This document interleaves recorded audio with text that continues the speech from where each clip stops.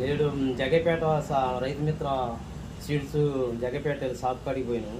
పోతే మేము వేరే పత్తి విత్తనాలకు పోతే ఒకసారి ఇది కాబోయే వాళ్ళది 595 ఒకసారి పెట్టి చూడండి అని 5 ప్యాకెట్లు ఇచ్చిండు మామూలుగా.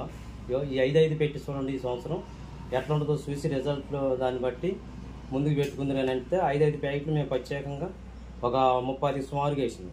30 సుమారుగా వేస్తే అది తోట ఎట్లా వచ్చిందంటే నల్లగా తమలపాకు రంగులో ఎప్పుడు చూసినా ముడత అనేది రాకుండా సాపీగా ఉండటం, చెల్లాగుతోటి మంచిగా కాపుకు కూడా కాయ సైజు మంచిగా కాయ సైజు ఉంది.